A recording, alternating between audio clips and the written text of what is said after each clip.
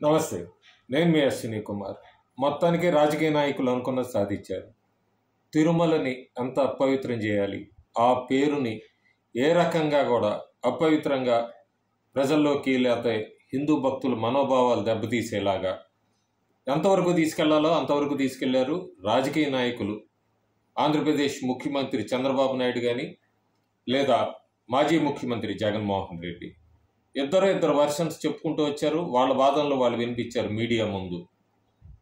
మొత్తం చరిత్ర చూసుకుంటే మనం అసలు లడ్డూలు ఈ విషయం అంతా కూడా తెర మీదకి ఇప్పుడు ఎందుకు వచ్చింది? దాదాపు జూలైలో ఇచ్చిన ఆ రిపోర్టుని చంద్రబాబు నాయుడు 100 రోజుల పరిపాలన దాని రిపోర్టు రోజే ఎందుకు చదివారు? దీని వెనక చాలా రాజకీయ కోణాలు ఉన్నాయంటూ కూడా వైఎస్ఆర్సీపీ శ్రేణులు ఆరోపిస్తున్నారు.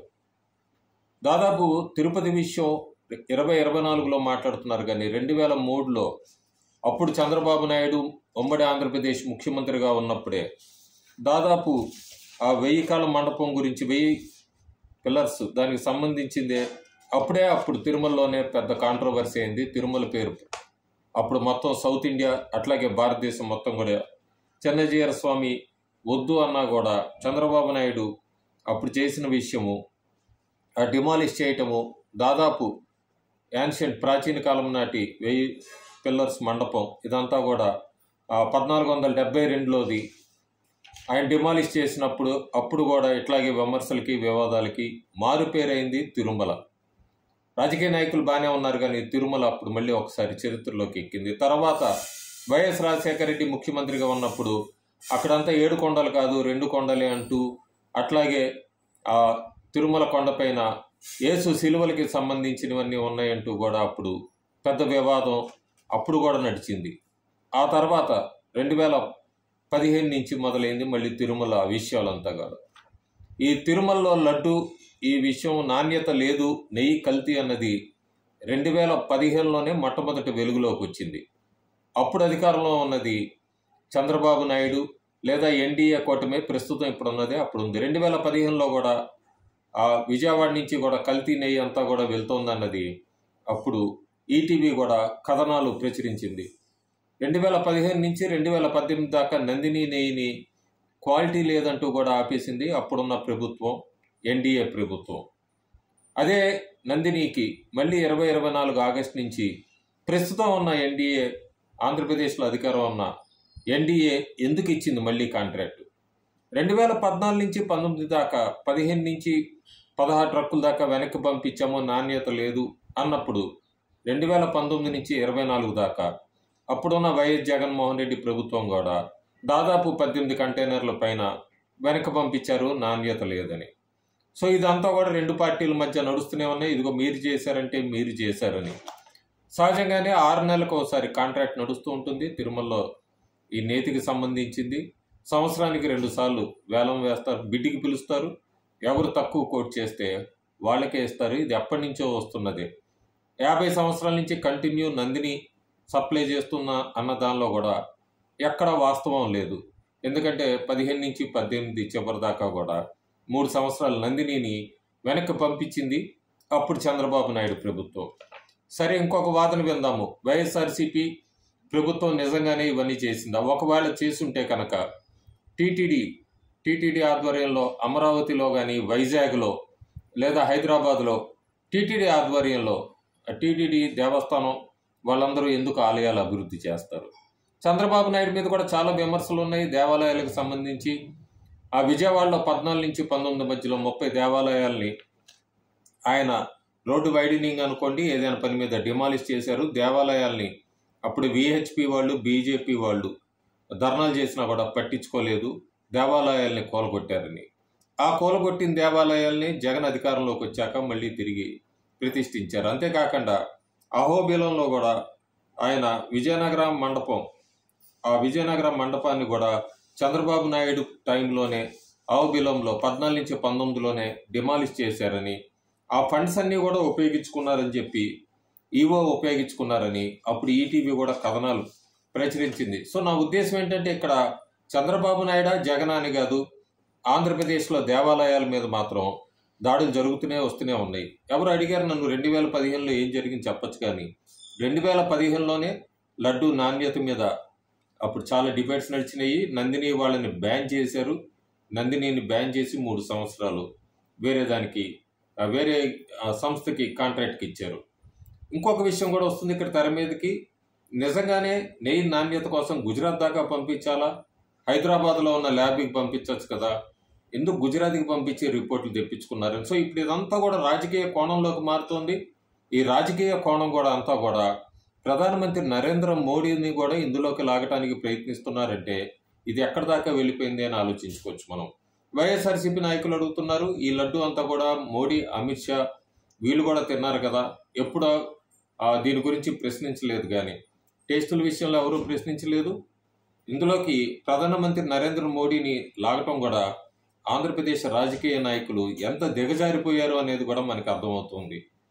అంతేకాకుండా ఇక్కడ ఇంకొక విశిష్ట వెళితే ఎక్కడైనా కూడా ఒక రాజకీయ నాయకుడు తన మీద అపవాదు వేసినప్పుడు, ముఖ్యంగా ఇట్లా దేవుళ్ళ గురించి సంబంధించింది, హిందూ మనోభావాలకి సంబంధించిన దాని మీద సిబిఐ ఎంక్వైరీ అయ్యమని ఆ ఓడిపోయిన పార్టీలో ఉన్న వ్యక్తి అడగరు.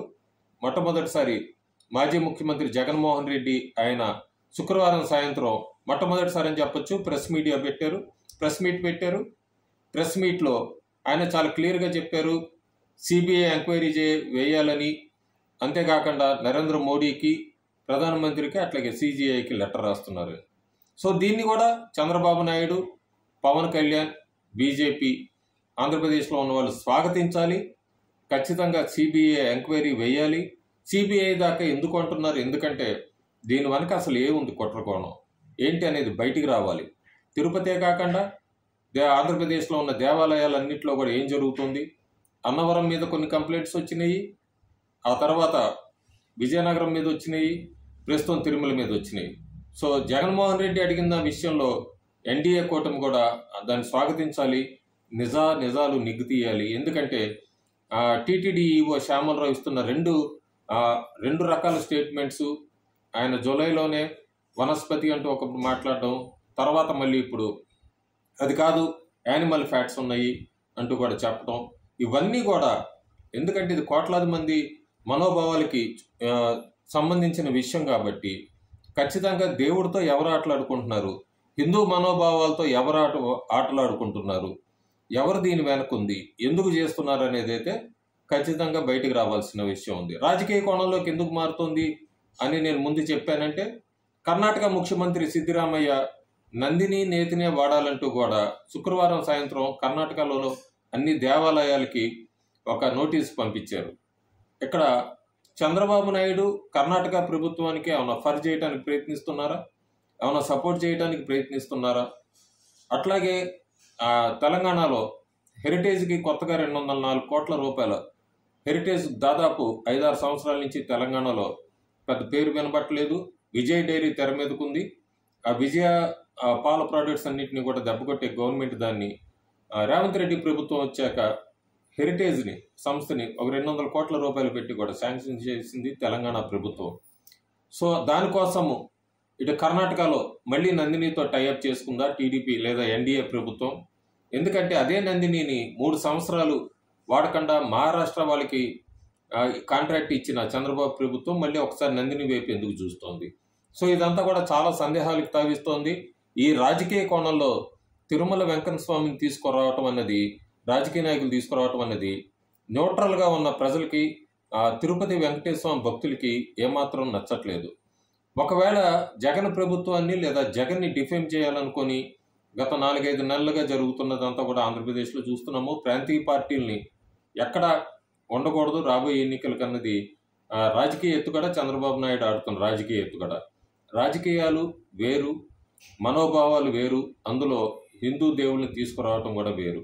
సో రాజకీయంగా ఏమైనా ఉంటే టీడీపీ వర్సెస్ వైఎస్ఆర్సీపీ ఆంధ్రప్రదేశ్లో చూసుకోవాలి. ఎవరెవరు తప్పులు చేశారు ఏంటి అనేది కోర్టు ద్వారా, ఎంక్వైరీల ద్వారా బయటికి రావాలి. బయట ఖచ్చితంగా చెప్పాలి, వెలుగులోకి తీసుకురావాలి అసలు నిజం ఏం జరిగింది. 15 నుంచి 18 దాకా ఎందుకు తీసేశారు? అట్లాగే ల్యాబ్ రిపోర్ట్స్లో రెఫరెన్స్ నెంబర్స్ వేరెందుకు ఉన్నాయి, డేట్లు వేరెందుకు ఉన్నాయి? అప్పుడు టీటీడీ ఈవో శ్యామలరావు ఆయన అప్పుడు ఇచ్చిన స్టేట్మెంట్కి ఇప్పుడు ఇచ్చిన స్టేట్మెంట్కి ఎందుకు కాంట్రవర్సీ ఉంది, లేదా ఎందుకు తేడా ఉంది? చంద్రబాబు నాయుడు కరెక్ట్గా 100 రోజుల పాలన రోజు ఇది ఎందుకు తీసుకురావాలి? ఒకవేళ ఆయన చెప్పిన అభియోగం సాక్షాత్తు ముఖ్యమంత్రి ఆయన అభియోగం నిజమైతే కనుక జగన్ ప్రభుత్వం మీద ఖచ్చితంగా చర్య తీసుకోవాలి. ఒకవేళ వీళ్ళ తప్పు అయితే ఖచ్చితంగా కేంద్ర ప్రభుత్వం కానీ వాళ్ళు కూడా ఇటువైపు కూడా చర్య తీసుకోవాలి. సో దీని ఇష్యూని ఇక్కడితో వదిలేయటం మంచిది. ఎందుకంటే ఎంక్వైరీలో బయటపడేంత వరకు కూడా రాజకీయ నాయకులు రోడ్డు ఎక్కడం కానీ మీడియా ఎక్కడం కానీ చాలా తప్పు. ఎందుకంటే ఇందులో ఒక లాగుతున్నదంతా కూడా దేవుణ్ణి అన్న విషయం మర్చిపోకూడదు, హిందువుల మనోభావాలు అన్నది మర్చిపోకూడదు. ఎన్నికలకి చాలా దూరం ఉన్నాయి. దాదాపు 2027లో మళ్ళీ మధ్యంతరం రావచ్చు అన్న ఊపు ఒక మాట వినపడుతున్న కొద్దీ తెర మీదకు మళ్ళీ వైఎస్ఆర్సీపీ వర్సెస్ టీడీపీ ఆధిపత్యంలో కోసం అని చెప్పి దేవుణ్ణి లాగటం దౌర్భాగ్యం. పవన్ కళ్యాణ్ గురించి కూడా తీసుకొస్తున్నారు. నెగిటివ్గా ఆయన బీఫ్ తినొచ్చు అన్నది ఆ పాత వీడియోస్ని సర్క్యులేట్ చేస్తున్నారు. సో ఏది తీసుకొచ్చినా కూడా మళ్ళీ అంతా డైరెక్షన్ దేవుడి మీదకే వస్తుంది, తిరుమల మీదకే వస్తుంది. సో రాజకీయ నాయకులకి నా విజ్ఞప్తి ఏంటంటే మీరు రాజకీయాలు ఏదైనా మాట్లాడుకోండి, దేవుణ్ణి తీసుకురావద్దు మీ రాజకీయాల మధ్యలోకి. నిజాలు వెలుగు తీయండి, నిజాలు బయటికి వెలుగు తీసి ఎవరు తప్పు చేసినా కూడా కఠినంగా శిక్షించండి, ఏ పార్టీ అయినా కూడా. ఇందులో మాజీ ముఖ్యమంత్రి జగన్మోహన్ రెడ్డి మాట్లాడుతూ హిందువులకు మద్దతుగా నిలిచే బీజేపీ పార్టీ చంద్రబాబు నాయుడుది తప్పని తేలితే శిక్షిస్తారని అడుగుతున్నారు. ఇది బీజేపీయో టీడీపీనో వైఎస్ఆర్సీపీదో కాదు, ఇది మొత్తం భారతదేశంలో ఉన్న హిందువులకు సంబంధించింది. సో హిందువుల మనోభావాలు ఎవరు దెబ్బతీసినా కూడా వాళ్ళకి కఠినంగా శిక్షించాలి. అంతవరకు దయచేసి మాత్రం ఈ రాజకీయాల్లోకి వీటిల్లోకి తిరుమల దేవుని ప్రశాంతంగా ఉండేయండి, భక్తుల్ని ప్రశాంతంగా దర్శించుకొనియండి. మీ రాజకీయాలకు మాత్రం మళ్ళీ వాడుకొనియద్దు. టీడీపీ అట్లాగే చేసింది 2003లో, అలాగే 2015 నుంచి 18 దాకా లడ్డూల విషయంలో, నేతి విషయంలో, అక్కడ మెయింటెనెన్స్ విషయంలో. తర్వాత వచ్చిన వైఎస్ఆర్సీపీ ప్రభుత్వం కూడా ఏం తక్కువ తినలేదు. సో దొందే తలా పాపం తెలా పిడికిడు అన్నట్టుగానే చేశారు. ప్రస్తుతానికి ఈ వివాదాన్ని ఇక్కడతో ఎండ్ చేసి సిబిఐ ఎంక్వైరీ లేదా కోర్టు విషయంలో తేలాక నిజాలు తేలాక అప్పుడు కఠినంగా శిక్షించాలి. అంతవరకు కూడా భక్తులందరూ తిరుమలకి వెళ్తున్న వాళ్ళందరికీ కూడా కొద్దిగా ప్రశాంతత కలిగేట్ చేయండి. మీ రాజకీయ కోణంతో వాళ్ళ మనోభావాలను అయితే దయచేసి దెబ్బతీయద్దు. Thank you.